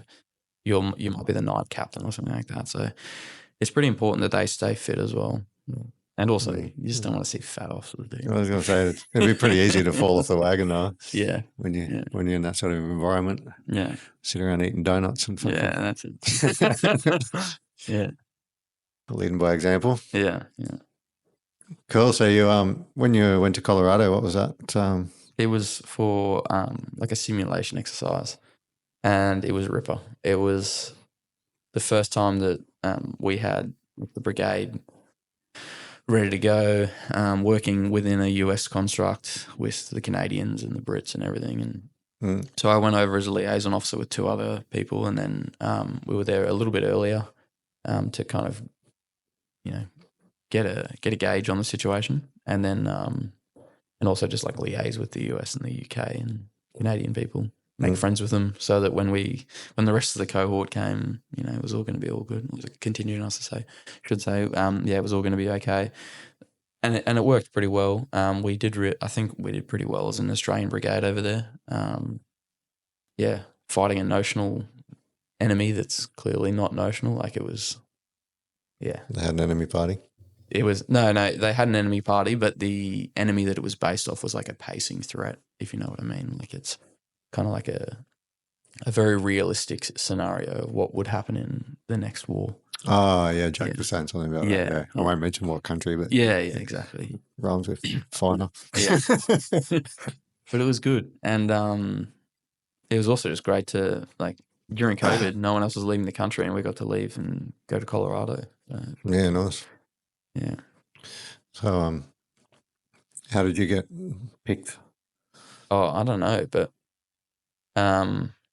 my boss at the time, he was actually my boss while I was in Afghanistan. So he, maybe he was either, giving me a reward or a punishment. That he, no, I think it was a reward. I don't know, but he was a good bloke, and put me away for an extra few months, which was good. Yeah, nice. Yeah. Cool. So you fucked yourself at the footy thing, and how long before you headed before you sort of got a decision that you were getting med-D'd? Yeah. So, that's the thing. The writing was on the wall when I first saw the ortho, because he was actually he was a medical officer at 4IR in the day. So he had experience with it all, and he was like, "Nah, I'm telling you right now, you're not going to be in the infantry for very long." So you're in HQ this time, though, weren't you? Yeah.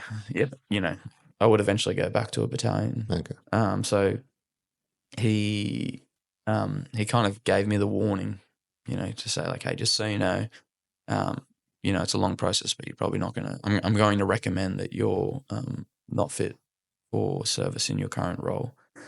So, that was pretty tough because it was actually in, I think, October or November of that year. It's kind of the period is winding down. So we call it like silly season. Everyone's kind of relaxing a little bit. Commands are changing. So my boss was posting out, I think. So there was a few weird things happening. Anyway, so I had the bloody surgery, reattached all those ligaments that I just mentioned, and then I started my, with the splint on or whatever you call it, and then eventually reducing that down. But that whole time I was still going to work. So like we had, I'm not sure if you remember the volcanic eruption in Tonga, went off that year, I think it was, and we had a new brigade major come in, and I was there, and I'm there in my bloody splint in cams and trying to organise getting engineers over there to deal with it. Volcanic eruption. We were only sending about, I think, 300 people over there, but that was interesting that, like, despite being injured, I can still do the job. So I was thinking at that period, I was like, nah, I probably won't get medically separated. Like I'm showing them that I can still do this stuff. Right. Nah. I think it was probably the first UWB, which is a unit welfare board. They got told by the docs, like, no, this guy's going to get medically separated. Yeah, right. And then from there were a few options that I could choose, which were I could core transfer and go to a more admin role where I would never go back to a combat core or combat role. And that was clearly what I was always chasing, to stay in the infantry. So that was not very appealing. Yeah. And then I eventually went to the Soldier Recovery Centre. But interestingly, when I was there, I was doing like the painting session. They have that paint, art that art therapy, lady come in, and I froth art in general. And and I'm doing this painting session, and then this guy calls me. He's like, "Hey mate, I'm Major so and so from down here in Canberra, trying to figure out if there's anything else we can offer you so you can stay in the military." And at this point, I was like fully prepared to leave the military. I was like, "Oh, what's he going to offer?" And he was offering all these like weird jobs, like put you in as an admin technician or admin officer down here, or we could try and get you to a uni and you could do medicine and then become a medical officer and all this stuff. Right. It's all very appealing, but like you're hitting me so late. Like I've already medically separated. Out, so like, no, I appreciate it, but no thanks, mate. And within a week after that, I was out. Yeah. Did you do the full recovery centre? Yeah, it was good. Perfectly lined up with your separation date? Pretty much. Oh, it was slightly off, but yeah. So going from high school, fucking 10 years in, back to being a civilian for the first time ever, how'd that go? Yeah, it was tough. Like, I think that anyone that says it isn't tough is lying. But you definitely need to be careful not to choke yourself on freedom. Like, you have all this freedom, you can go crazy with it. And yeah, I was lucky enough that I have my wife, Amy, she's a midwife. So she's working shift work and works pretty hard and, is pretty grounded. So I feel like if I was just being a slob and, smashing food and playing video games all day long, she'd be like, no, sort it out. But like there's a lot of hobbies that I've neglected in the army that I've gotten back into, like surfing, painting. There's a lot. Gardening in general. Yeah. I just feel like, if you choose the healthy ones, it's all good. But I also have this like weird thing where I need to like find the next thing to do. And so that was starting the charity. I went back to uni and did a Master of Business Admin, and then I started the charity while I was doing that. And I was like, okay, what's the next step? And then, that led to politics eventually, which like we haven't talked about yet, but it's a tough one. And I wasn't successful, but it's definitely something that I think needs to have some veteran representation as well. Yeah. What, so So when you got out in 22, 23? 23, yeah. So for the last couple of years, so how long was the master's? Just 12 months? It was 12 months, yeah. So they were nice enough to give me a few subjects off because of the army. Oh, nice. And yeah, So when you fucking consecutive. sitting in your garden fucking tossing dirt, how the fucking, what are the steps to go, I'm going to be a politician? Well, so I've always been interested in politics in general, but yeah, I was doing the charity and I was working. So once I got out, I was working with. I'll go back to, let's fucking start there then. How'd you start the charity? So at uni, one of the last courses was is called the entrepreneurial capstone, and you had to kind of help a sorry, actually there was another capstone where you could either help a existing business or you could start your own business. It could be notional or you can make it as real as you wanted.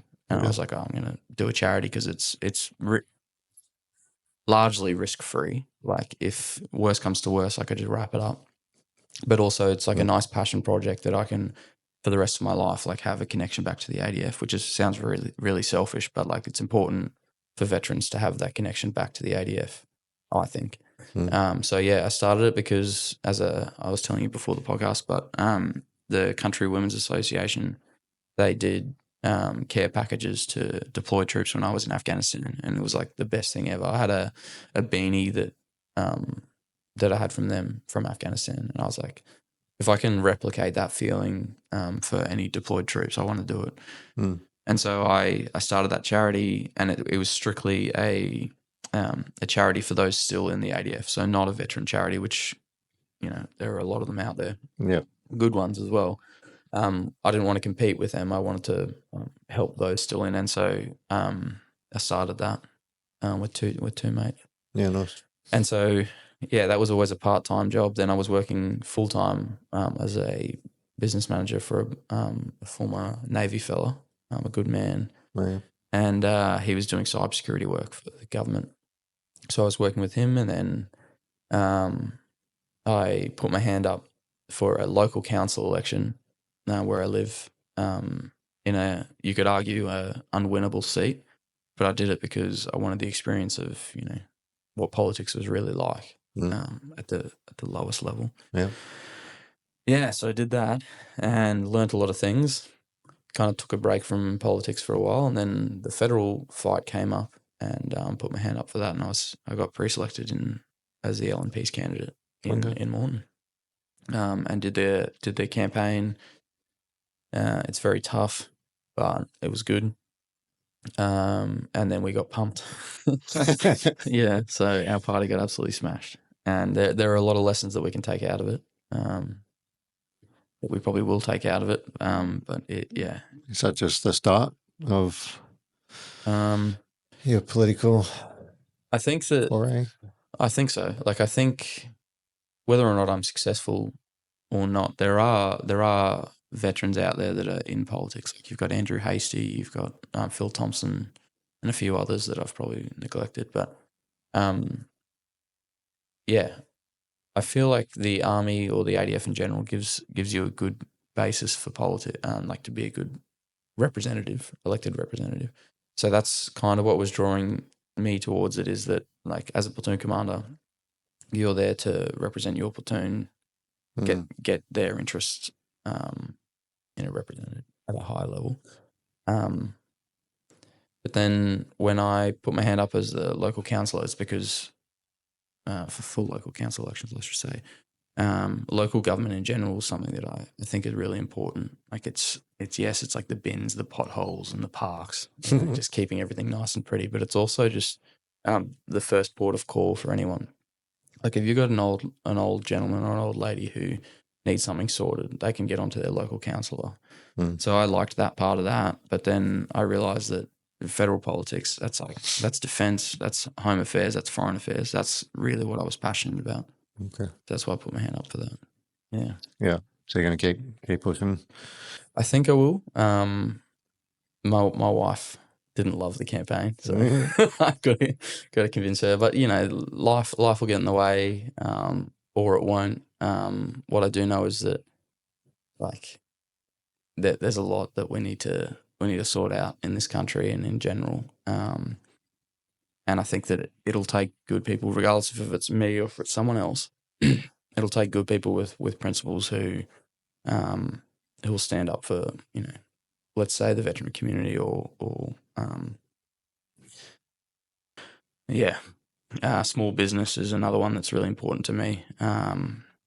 Community groups, things like that. I think that in general, people they talk about the economy and they go, oh, the economy's crap. They don't really know what they're talking about. But in general, when it comes to economic management, that's something that I think a lot of politicians need to go back to uni and understand, how the economy actually functions is really important to me. And I think that in general, we talk about national debt like it's just like a thing that is okay to be there, but it's really not. I feel like we need to bring the national debt down. I don't want to get too political on the podcast, but there are a lot of things that really irked me on. I'll just name one more if you don't mind, but like spending restraint. Like we spend so much money in this country, like the government. I mean, spends so much money on our behalf, and I think a lot of it is wasteful spending. So it's like it really frustrates me when we used to get paid a salary by the taxpayer. We take that seriously. Like that's something that not only is a privilege and an honour to be paid by the Australian people, but you don't want to see it wasted. Like there's a lot of waste even in the ADF. Oh yeah. And it used to shit me off. And I think that every tax time, I think Jackie Lambie, she's actually not, she's not politically aligned to me, but she's funny. But she said like if we held elections straight after tax time, we'd have better government. Which makes sense, but it makes so much sense. Like every election is actually about how much, you're going to get stung at tax time, in my opinion. And we're in for a bit of hurt. What you said there's a lot of wasteful spending. What's an example of something the government fucking spends wastefully? Oh, there's so much. Let me try and get a good example. Okay, so we'll use the ADF, right? So in the ADF, we've got infantry fighting vehicle, right? And we want to procure that for, let's say, the next tranche of infantry fighting vehicle for mortars, right? They spend so much money in procurement to make sure we get the right vehicle, but then once we actually move into development or production of the vehicle or, the refitting, the PMV is a good example, right? We nailed it on the PMV and we made that a really good vehicle for our soldiers in Afghanistan, but there's no waste. It was a really good vehicle that did the job. And then you look at the Hawkeye, the Hawkeye, the PMVL, where it couldn't take a spare tire. It needed a trailer to carry like the spare tire, I believe. Like there's so much waste there in people overlooking basics. Like so there's I don't want to get into too much, but like you look at the NDIS, right? Another example. Yes, there needs to be a safety net, but like I feel like there are people taking the piss out of it. Like there are people doing like weird things to get money as a provider, but also as a customer. Oh, they got fucked, didn't they, with like carers and stuff, like clocking hours that they never did, and wasn't that a whole big audit they did? Yeah. But it's not just that. It's like it's not just the carers. It's the actual providers, like the people that are organising, let's say like a trip for NDIS patients or something like that. Like there needs to be more oversight onto it. The DVA went through some stuff a little while ago. I remember as an EP where they, I don't know if you know if you get EP or anything now or physio, you get 12 sessions, right, based on your injury. That 12 session cycle thing didn't start till like 2021, I think it was. But before that, like you had clinics that would just go, yeah, we're seeing this guy 4 times a week, forever. and they would just charge DVA for 4 sessions a week, and it didn't matter if this dude fucking turned up once a week or nonce a week. Like they would just fucking making bank off veterans because nobody was looking into it. Great. Like, and I know you've put me on the spot here talking about, where the waste is, but like there's so much that it's almost like I can't even put my finger on something like yeah, I don't know. And one thing that really frustrated me in the ADF is that you realized how much money defense is spending on weird stuff and then like not increasing soldiers' pay. It's just so odd. Yeah, and I feel like in general, no one likes to see government money spent poorly. But you don't realize how much is getting wasted. Mm-hmm. That's another problem with retention, isn't it? The pay's not sort of matching the economy. No, it's not. And like they're trying to do this thing where they're throwing like $30,000. Retention bonus. Retention bonus Depends on your call. Yeah, I don't feel like that's the answer. I feel like the answer is just paying people appropriately from the get-go. And then there's little things like if you were to get I was on my honeymoon in the UK, right? And they have these things, the Tower of London, where the people that guard the crown jewels, this is a weird example, but people that guard the crown jewels, they have like a yeoman there who's like a warrant officer who's spent 20 years of good service in the British, and then they have some other ones from around the world. Why not give like a WO who's spent a long time in the Australian Defence Force a trip to the UK to go and do that, or like a corporal who's done a really good job, you send him over to I don't know, like the UK or Scotland or America or something like that on a course. I just feel like there are so many training opportunities that we can use to incentivize people to stay in rather than just leave them in Australia and say, oh, you'll get promoted soon. Like I feel like the reason that people are in the ADF is for challenge and purpose in general. Yeah. And like if you can't give them that, money's not going to fix it. No. So I feel like we need to be looking at other alternatives on sending them overseas or giving them something else, like maybe even giving them a family a year of respite somewhere. But just make the job better. Make it appealing, make it challenging and purposeful, and it's tough. Like I wasn't in the army for money. I don't know if you were, but the salary needs to be increased in general. Yeah, I didn't even really clock how bad it was until I started working in the civilian world and worrying about how much I was getting paid versus how much rent was and stuff. But you don't really think about it when you're in, because your expenses are a lot less and all that sort of stuff. But it's definitely not like I didn't have family in a house and all that sort of stuff when I was in. So like I wasn't clocking it, but now I would be like, what the fuck? What do you mean, fucking $75,000? Yeah, it's a weird one. Like, we are kind of sheltered. You get your rental assistance and your DHA and all that stuff, but then your free medical. Free medical, yeah.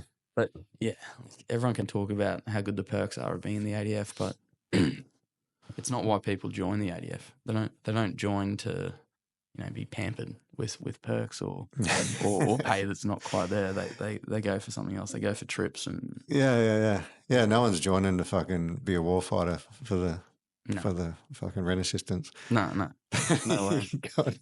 And if they are, geez, they need to take a long hustle. Pretty much from the fucking day you step off the bus, it's like you're in the fucking people killing business. Strap in. And people hate saying that. Hey, they hate talking about the violence of it and all of that. But that's truly what, like, even if you're a clerk in a headquarters, you're there to put people, on the battlefield to kill people. And to win. So that's something that I think the ADF will eventually start moving towards, which is what it needs to go back to. And we probably had it after World War II and Korea and Vietnam and all that, which is a culture of lethality. You're there to win the land battle, the sea battle, and the air battle. Let's just leave it at that. We don't need to go into all this nonsense. What do you think about the fucking removal of death symbology and all that sort of stuff? It hit us right when honestly, I have like a conspiracy theory that it hit up. It hit because of our platoon. It didn't. It hit when we were coming. We were either still in Afghan or we had come back from Afghan, but we had named all of our PMVs different things. We'd named them like A, B, C, D, and it was like I can't even remember the names of them. One of them was Centurion. The other one was the Red Baron because we had a guy with red hair. But I remember he was really cranky with the fact that we had like put symbology on our PMVs. Who was? The CA, Chief of the Army. Yeah, like it wasn't just death symbology. It was all weird symbology. Like you couldn't have. I think it was like vigilantism. You couldn't have things like the Phantom. Remember that purple superhero? It was like, I'm not sure if you've ever seen it, but like the gimpiest superhero ever. He's like, that's an example of vigilantism. It's so strange, but yeah. So I have this theory that it all came in at the wrong time, and it was all because of us. It wasn't, but like you look at what we named our cars. They were all really simple, right? And then the Americans had Corolla Crusher and like the most hectic names on their vehicles, which we would never have. But yeah, I think it damaged a lot of the army. I think there were, skulls and things like that have been around with warriors since the dawn of time. Yeah. I think that, obviously you can take the piss. Like if you're doing full on Nazi symbology, then jog on. That's not what yeah, I'm sure. But the whole fucking skull and crossbones and just, warrior sort of stuff. See, I don't hate it. Like, what are you putting in there? Fucking rainbows and fucking ponies. Yeah, and the thing is, like, you look at Skippy, right? Like the RAR has a kangaroo with 2 rifles behind him. That symbol started somewhere, and it means something now. Like people look at that symbol and they go, "Yeah, that's the infantry." What's wrong with the platoon having its own symbol? Like if it's not hurting anyone, it's not too offensive. What's wrong with that? I don't understand. It's frustrating. Yeah, it's like they're trying to take away all the fucking. Not trying. I don't know what it is. Fucking modern culture, trying to fit in with culture and stuff, and the way the society's going, but like trying to take all the things that sort of bring you in as brothers and fucking join us together as a cohesive unit. That kind of fucking nicknames, kind of fucking symbology, and that's the thing is like the 3RAR, right? Like it has a different culture. It has a really good culture of being the best. Obviously, every battalion thinks they're the best, but Old Faithful, like it's in the name. It's been there since Korea, and it's.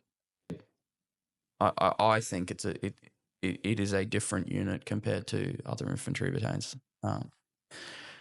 What's the point of like? Imagine if we got rid of that, or imagine if we got rid of,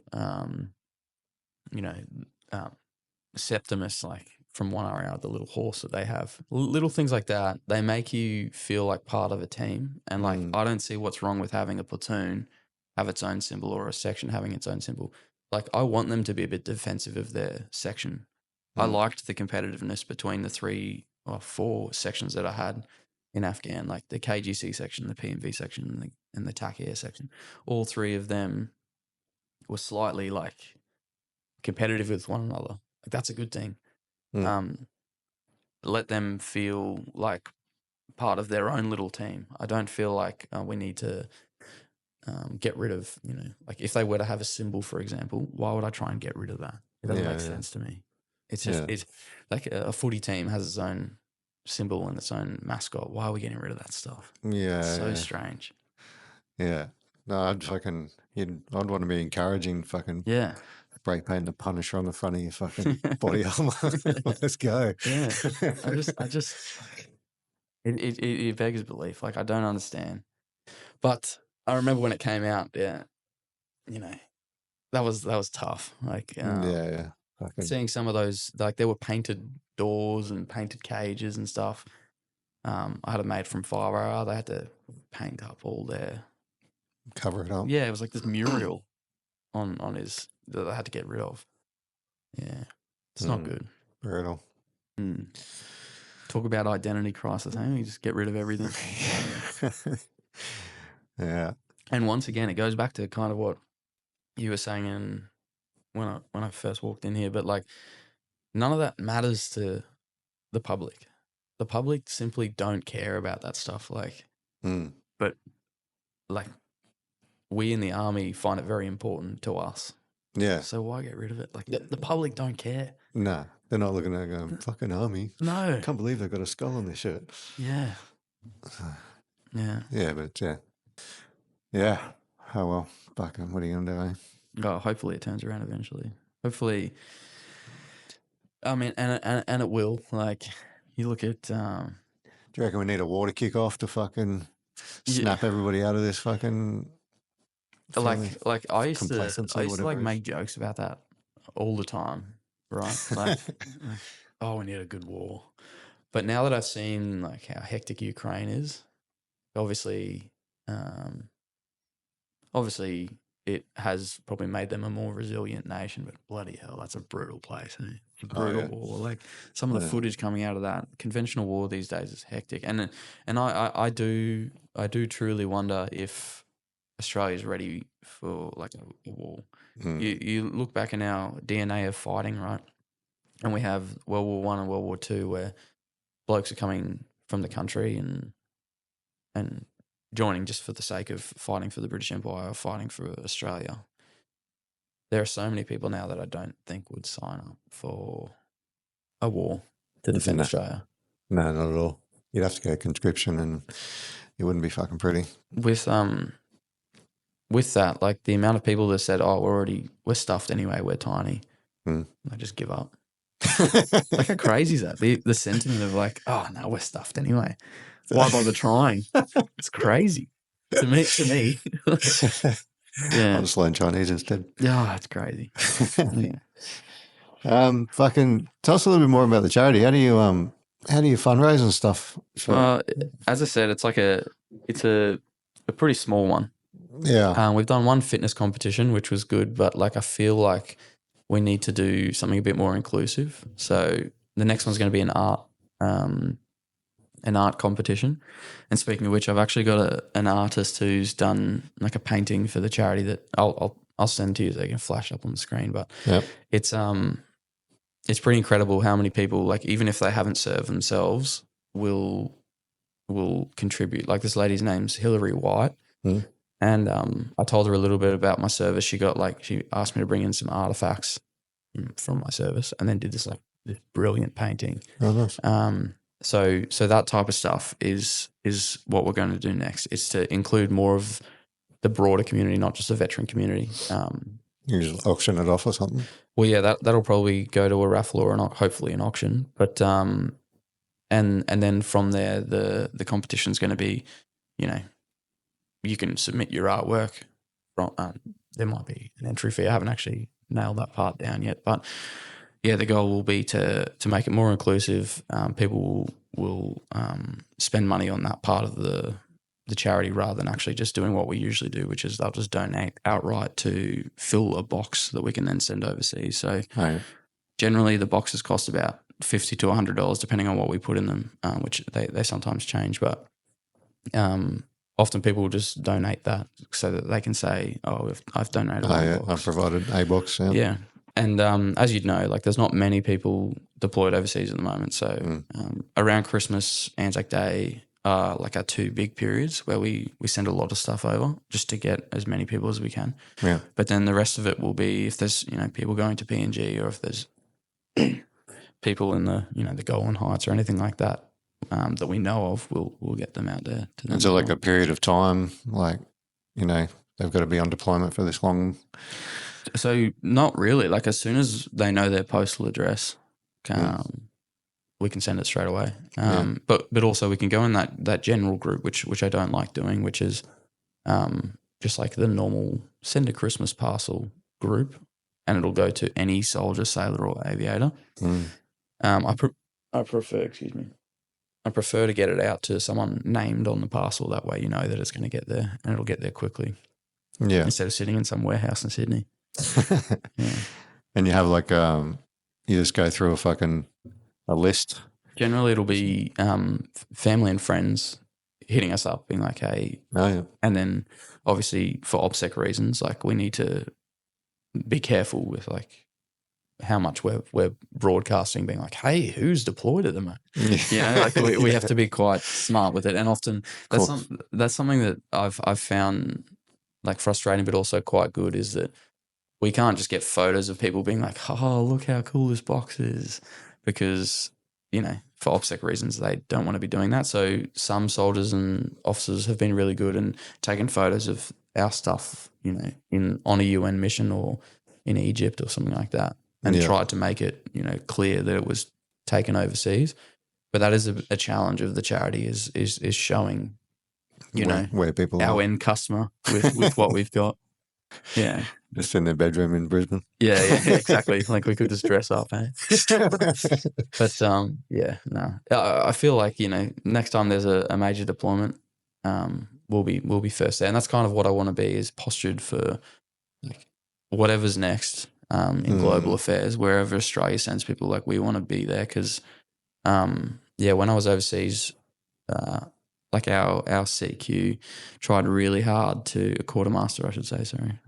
For the viewers at home. For the folks at home. Tried really hard to get Bunnings involved, and they got like a cricket set over to us for, I think it was Australia Day or something like that. Oh, nice. But anyway, and we played cricket while we were over there, and they sent merch and everything, but it was a mission for him to do that. And I was like, imagine if there was just, an organisation that was ready to go that could organise, small businesses or large businesses to send something over to the troops. Yeah. And so that's kind of what I've started with. And like, I know that it's a small charity. It's going to be small for a long time. It's kind of just ready for the next thing. Yeah, that's it. Yeah. Nice. Cool, man. Got any other fucking fun facts to fill in? Anything you want to promote? Not really, mate. Like, I don't know. I don't know. Get involved with your local politician. Ask them heaps of questions. I don't know. I feel like in general, these podcasts are really good. Yeah. Like I've listened to a lot when I'm cleaning or doing something. But I feel like a good yarn's good. It's something for people to identify with and laugh at, and I'll probably be one of the most boring ones you'll ever have. But no, 100%. You listen in and you're like, oh yeah, I did that too. I remember that. It's nostalgic, or you can have a laugh about something that you remember as well, or you can relate to. The biggest thing for me though is legacy. Like for someone's kids or family to be able to look at that footage or that or listen to the voice of their partner.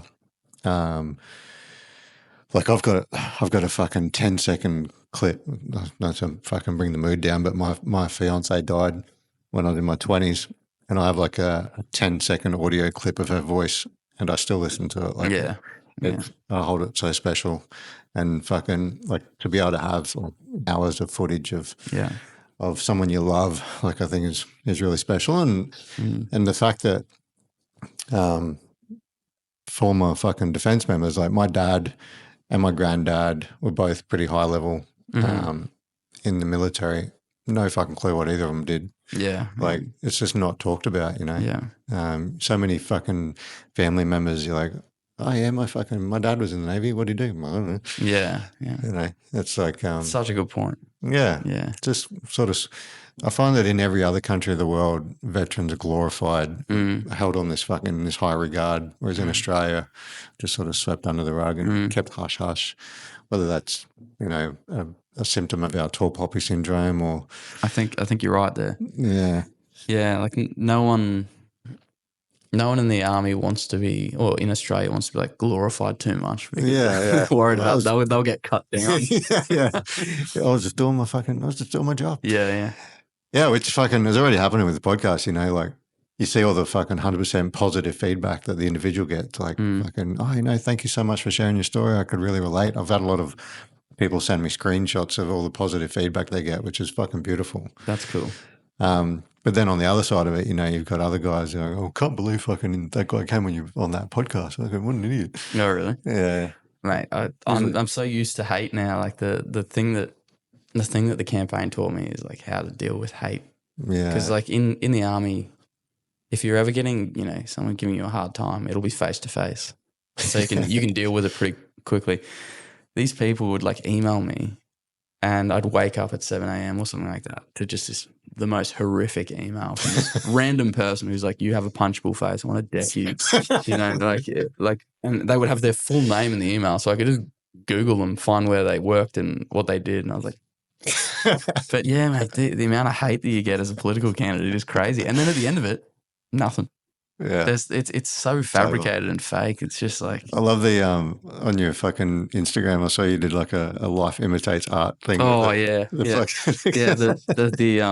sure you flash that up. But it's the call flutes, like the faces. Like real estate agents and stuff. They get defaced all the time. But mine were getting defaced regularly.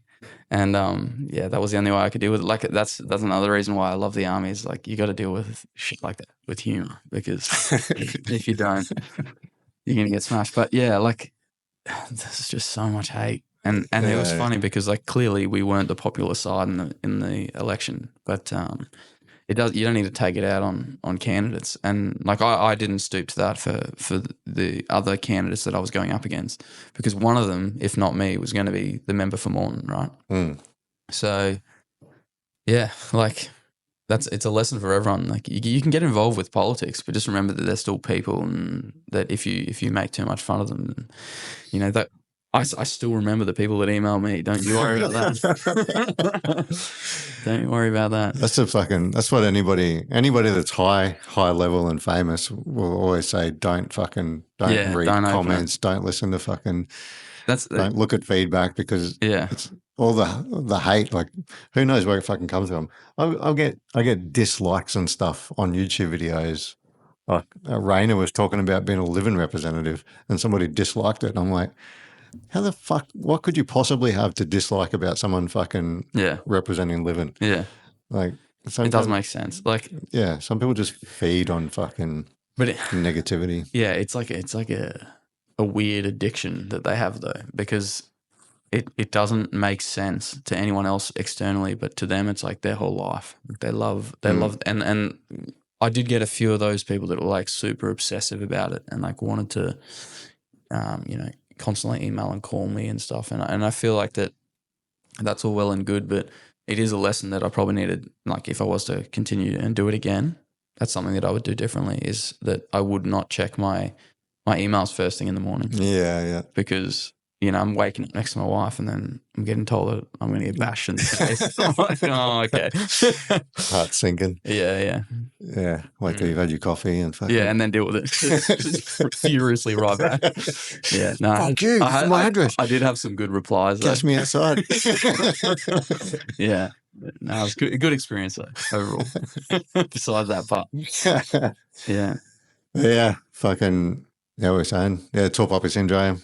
Mm-hmm. Yeah, but yeah, I'm fucking just happy to give people a voice, and mate, it's so good. Yeah, I'm happy with the positive feedback that I get, and well, like the legacy part is not something that I thought of, but it is a good point, and I'm grateful to be on it. So thank you. Yeah, no worries. Thanks for coming on. Maybe if you do get into politics later on, I will, and I'll try and shout out Phil Thompson to get on here next time he's in Brizzy. Hey, because he's a veteran. He's got he doesn't have time on his hands, but if he's ever down here, you should get into him. Yeah, that's the problem with... he'll have some better stories than I do. All right, bro. Good stuff. Thanks for coming. See ya.